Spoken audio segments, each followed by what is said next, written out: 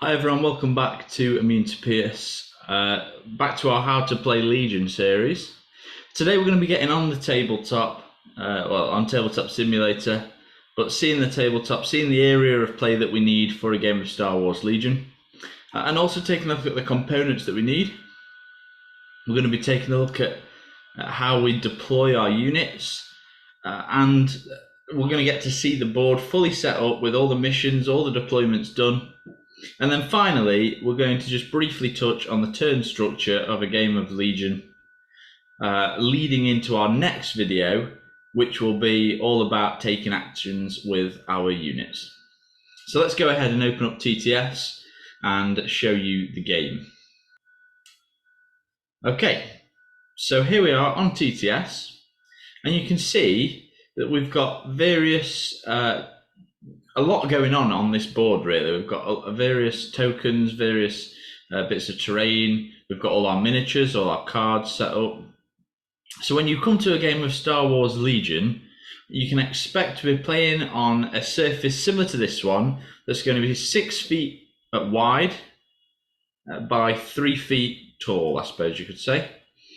6 foot by 3 foot. You're also going to want probably about 6 inches either side of the board to lay down all of your cards and just to put various things, your templates, your tools, maybe tokens. You can see here we've got a lot of space on TTS, but in real life we're probably not going to have quite as much space as we have here. So another thing you're going to want to do is set up an amount of terrain on the board. And I would actually recommend maybe going to a local game store for your first ever game of Star Wars Legion, or going around to a friend's house who has terrain and who already plays the game. The reason for this is you're going to get to see what is sort of an average setup for a game of Star Wars Legion, what terrain should look like. Because placing terrain and knowing how much terrain to place, where to place it, can be very difficult. So it's something that comes with experience, really, of playing the game. But on TTS, we have pre-made maps available to us. This is one of the base ones that just comes when you get the mod downloaded. Now, just to let you know, if you are interested in picking up TTS, it's the actual TTS itself is probably about £15. But the Star Wars Legion expansion for it is completely free. And you can also get a lot of other miniatures games, a lot of other card games, board games. Basically any tabletop game you can think of, there's probably a mod for it on TTS. So we've got the board, we've set up our cards next to the board, and we've put our minis next to their corresponding card. Just to reiterate a point that we made in a previous video, the individual unit cards have a number on them just underneath the rank of the unit that tells you how many minis that has in it for a base unit. So you can see the Rebel Troopers here, for example, have 4 minis as a base. So you can see we have 4 minis plus 1 Z6 Trooper mini that we talked about in our list building video is added in from the Z6 Trooper upgrade.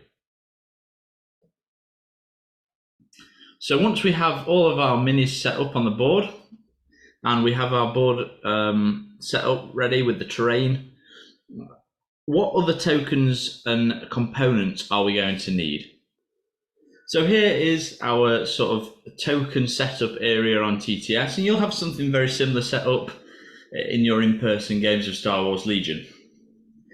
Now, the first thing and the most important tokens that we're going to need are our order tokens.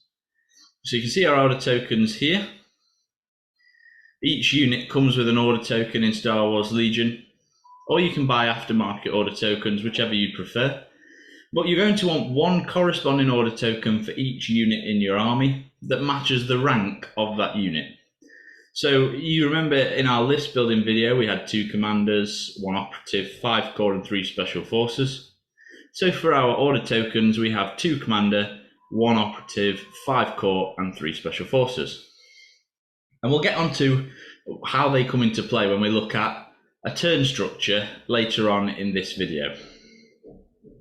Other tokens that you are going to 100% need in every game of Star Wars Legion that you play are suppression tokens, panic tokens, wound tokens, aim tokens, dodge tokens, standby tokens, and the commander token. And then you may also want surge tokens and various other tokens based on what your army does. It should be pretty self-explanatory which tokens you'll need for your army.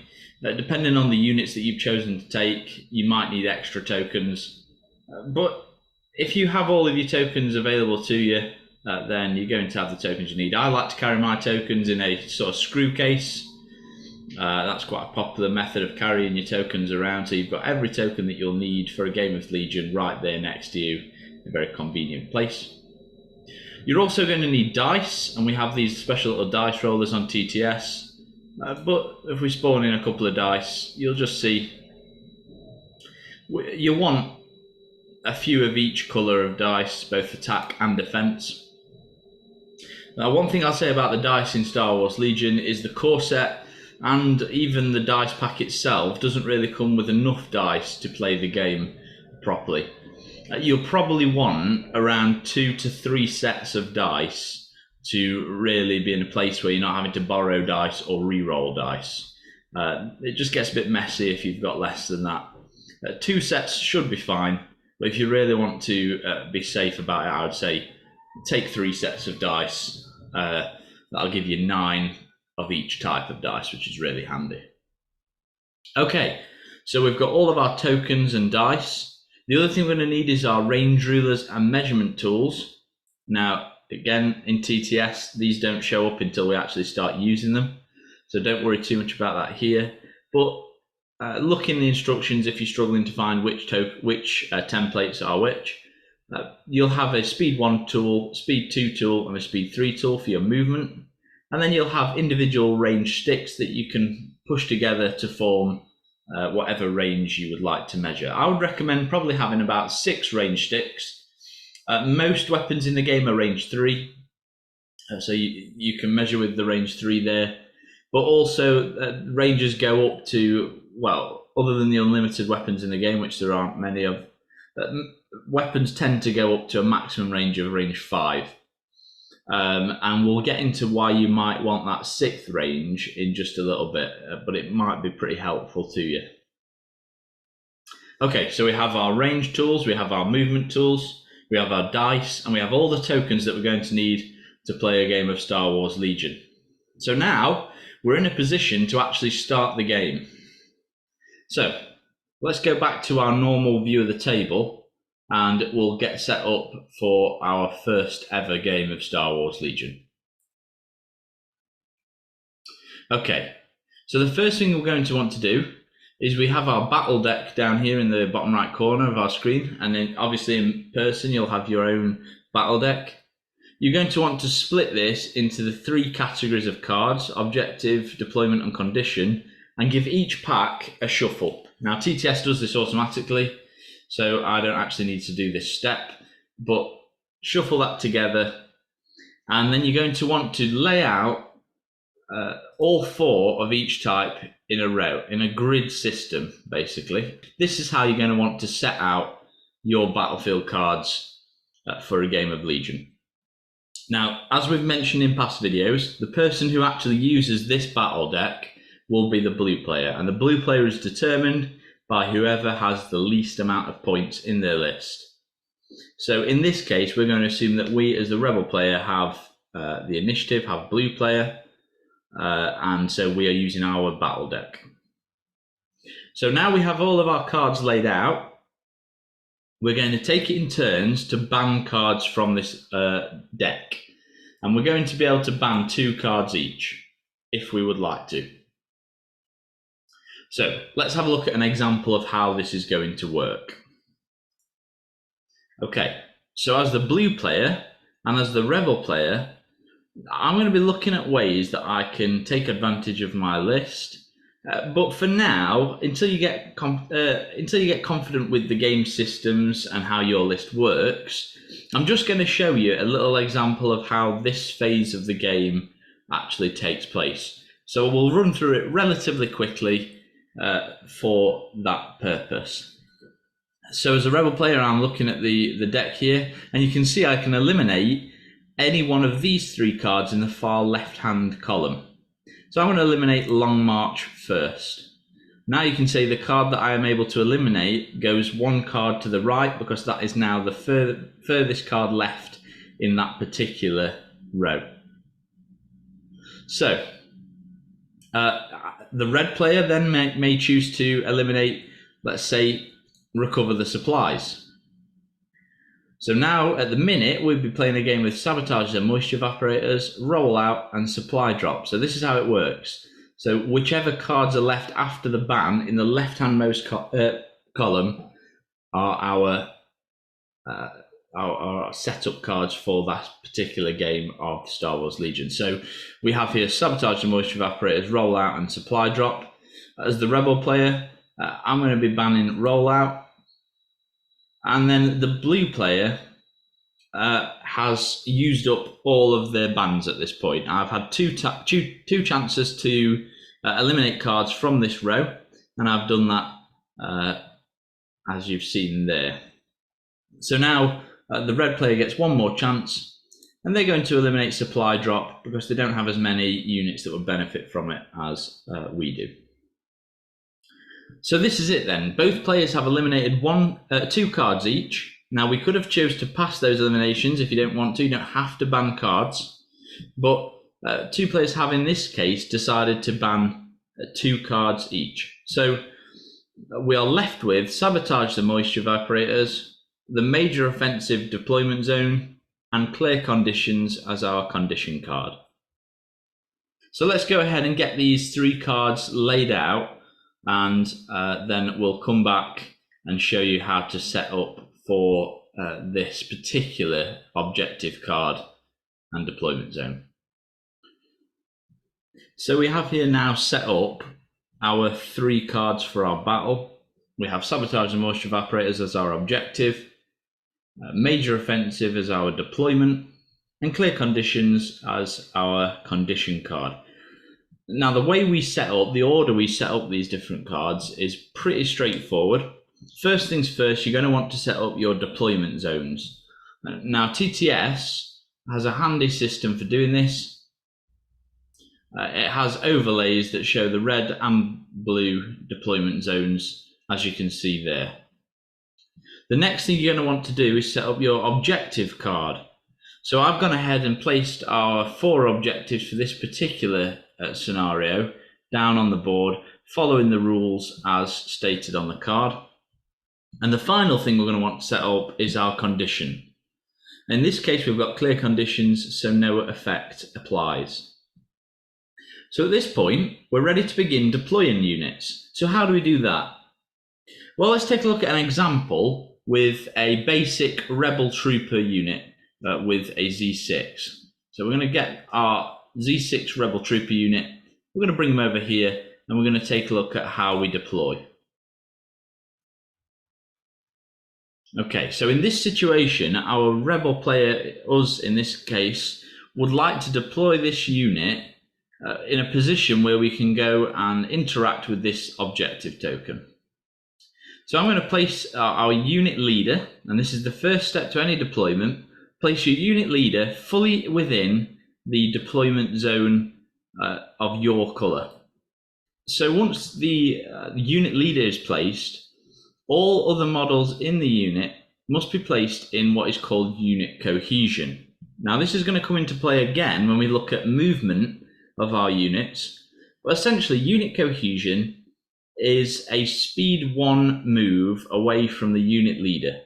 So as long as the rest of our minis are placed a speed 1 move away at a maximum from our unit leader here, that is going to be a legal placement for them. So Star Wars Legion is very much based off of the unit leaders, and the rest of the unit moves with that leader. So in TTS, the way we get our cohesion bubble is we can grab a order token for that unit, which is a core unit in this case. We can click the little red icon and activate them. And you can see we have a button up here for cohesion. This is very easy to do in person. Just use your Speed 1 tool and you'll be absolutely fine. So we can place these guys anywhere in this cohesion bubble. So we might choose to place this guy over here and these guys a little bit further in towards him. All this is perfectly legal placement. So what are some tips and tricks for this phase of the game? Because this is very important. Setting up your army is incredibly important. So a few tips that I would say for this phase are: one, cover your objectives. You want to be able to have in mind a plan to do your objective actions throughout the game. So in this case, we've got quite a good plan here with these rebel troopers to take this objective. The other thing that we want to be careful of is not overexposing our units too early. Star Wars Legion often comes down to a bit of a gunfight over objectives.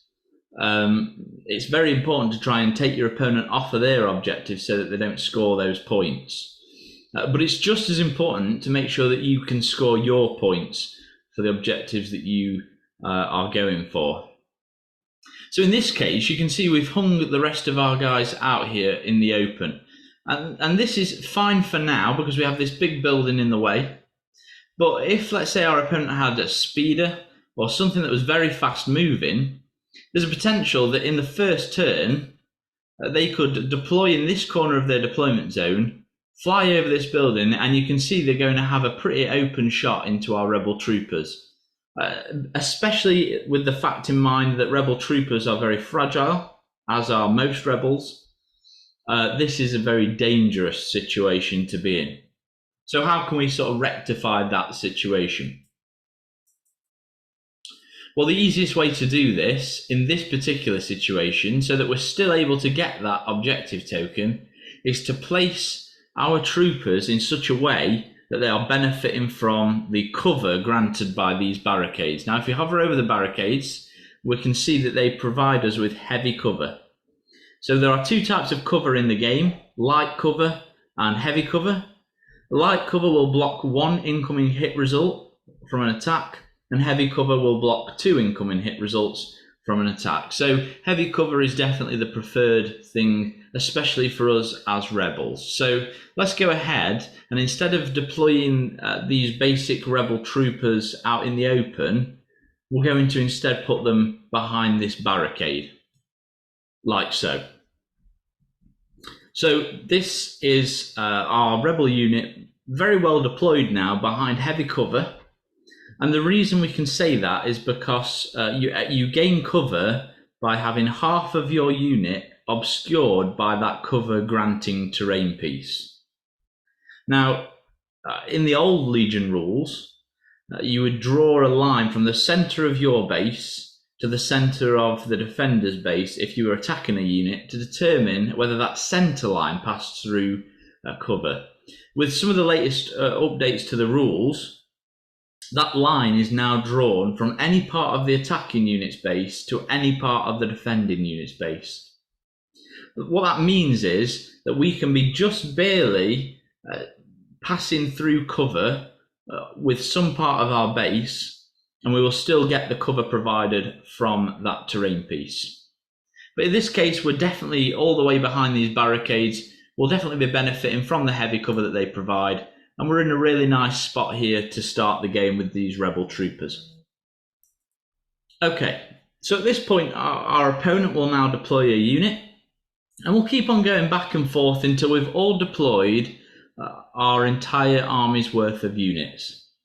Take in mind your abilities such as scout and infiltrate that allow you to break the normal rules of deployment. I'm not going to go over everything like that in this video. We talked about it a little bit in our previous video, but just keep that in mind in terms of where you're going to deploy and what objectives you're going to be able to interact with early on in the game. So have I got any tips and tricks for you for this phase? Well, really the biggest tip that I can give you for the deployment section of the game is you want to be deploying your units in a very set order, really. Depending on your list, you want to really be deploying your units in order of importance. So you want to go from the least important units in your army to the most important. Now, that's not always the case, but what that does is it allows you to wait to see where your opponent's deploying before you put down your big characters or your big units that are quite expensive and that need to try and survive as long as they can in the game and do a decent amount of work in that game.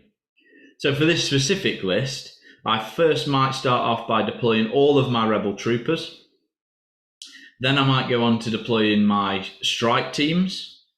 Strike teams are pretty handy because it doesn't really matter where they go. They can be very useful. They've got a very long range weapon if you're deploying the sniper ones. And if you're deploying the proton charge saboteurs like we have here, they can use the scout moves to sort of get into a safe position.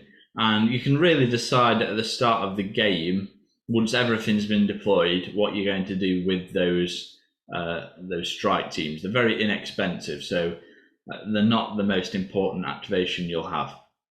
Then I may go on to deploy my fleet troopers, then my pathfinders, and finally my 3 characters, which are the most important pieces of this army. So what we're going to do now is I'm going to go ahead and deploy both sides of this battle very quickly, and I'm going to come back after that to sort of show you what an example setup might look like after both players have deployed.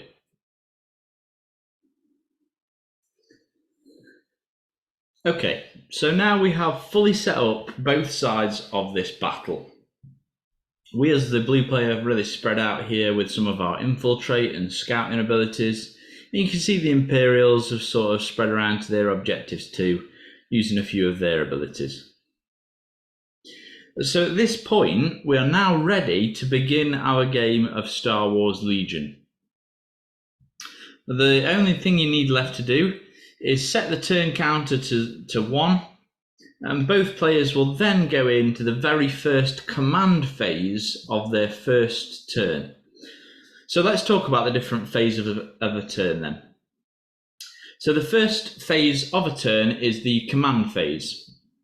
So in this phase, players will secretly select one of their 7 available command cards for round 1, and obviously the amount of command cards you have available to you will decrease as the game goes on as you play these command cards.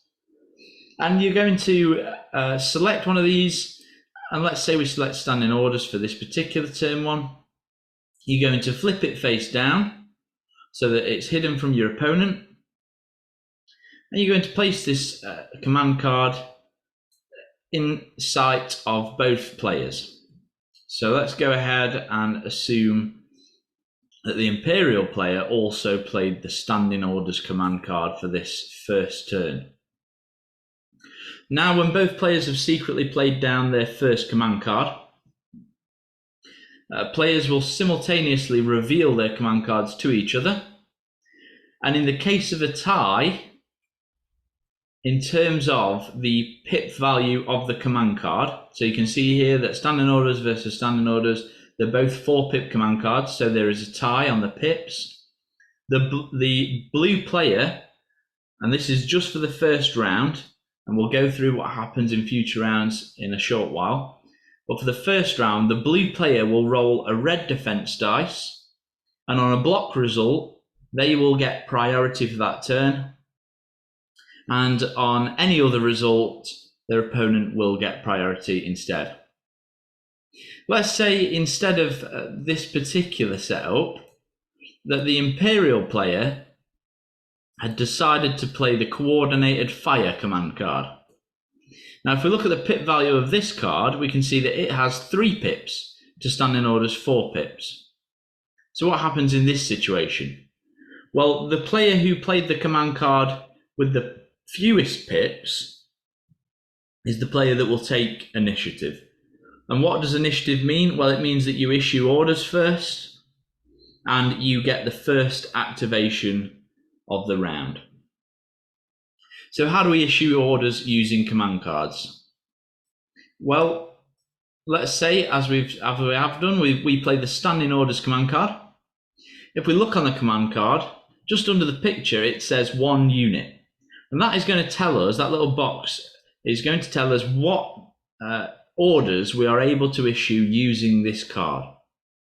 So we are able to issue an order to 1 unit using the standing orders. Because it says 1 unit and doesn't specify a type of unit, that can be any unit. So how do we actually go about issuing the orders? Well, it all originates from our commander. In this case, we have 2 commanders, but even if we had 1, the rule would still apply that the range to which you are able to issue orders from your commander is range 3 away. So we're going to assume that Cassian Andor is going to be issuing the order from the standing orders command card. So if I pull up his order token, and obviously you wouldn't normally need to do this in a standard tabletop game of Star Wars Legion, and we click on the range button, we can see that he has pretty much the entire army in range 3. So range 1, range 2, range 3, and everybody is within that range. So that means that Cassian Andor is able to issue 1 order to anybody on the battlefield. So we're going to do that. And we're going to choose to issue an order to one of our special forces. And we're issuing the order to the Pathfinders up here. So all other orders that are not issued then go into a stack face down so that the faction symbol, or just the back of the command token, is visible. We're going to shuffle these up, and when they're appropriately shuffled, we are ready to begin the round. So for this case, we're going to assume that the red player played standing orders as well, and that we as the blue player have 1 priority. What is the next phase of the game?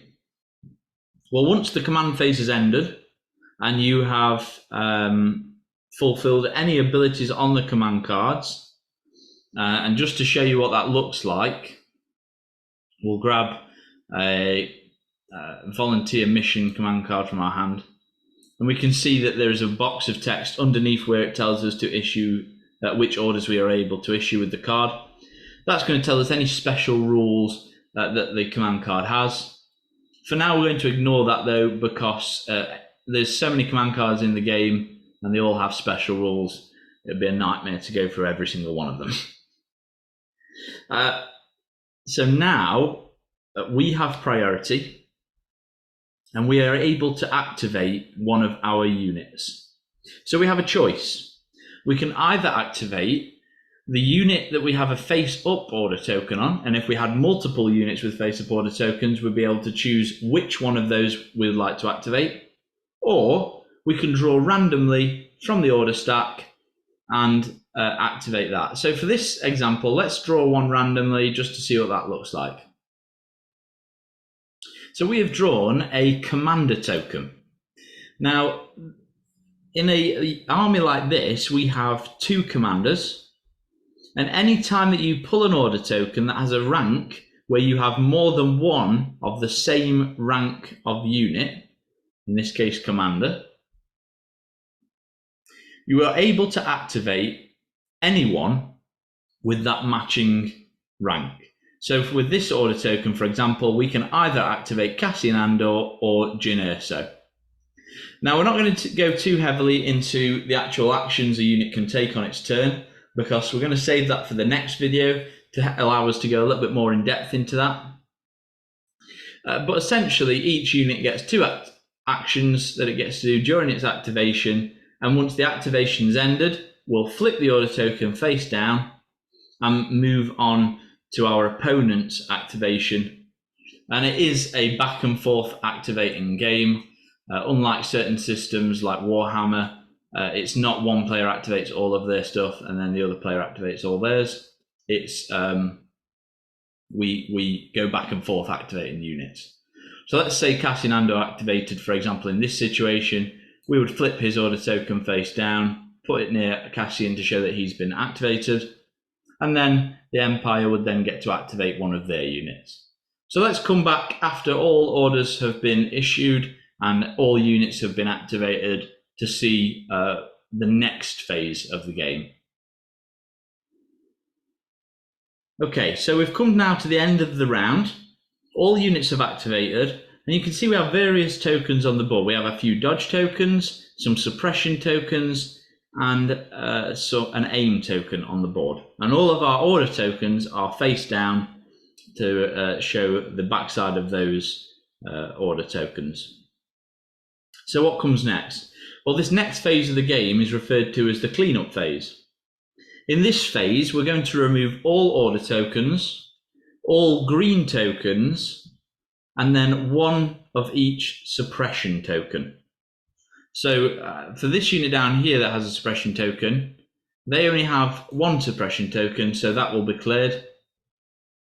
However, our commandos up here have two suppression tokens, and only one of these will be cleared during the end phase. So let's go ahead and clear those tokens off and come back once that's been done.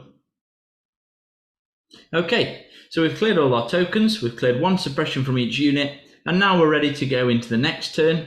At this phase as well, in the cleanup phase, we might score any objectives that require us to score each round, if there are any, or depending on the round, certain objectives will call us to score victory points in the cleanup phase. So that's the cleanup phase done. So there's really only three phases to each turn: the command phase, the activation phase, and the cleanup phase.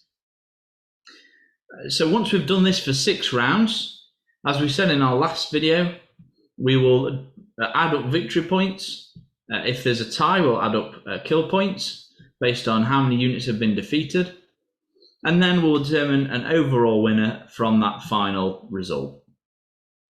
Okay guys, so hopefully that's been helpful for you to just see the various components, a little bit on how to set up our units, a few tips there, and also the different phases of a game of Star Wars Legion. I really hope you've enjoyed this video. If you have, please leave a like and a comment on it, and tell us if there's anything that you'd like us to show you when it comes to the new rules, some updates, and anything else that you might want to know about. In the next video, we're going to be taking a look at the actions that we can perform during that activation phase. So we're going to be focusing on just one unit and seeing the various actions that come into that activation phase and how that works on the tabletop. So thanks very much for watching. We've been Immune to Pierce, and we'll see you on the next video.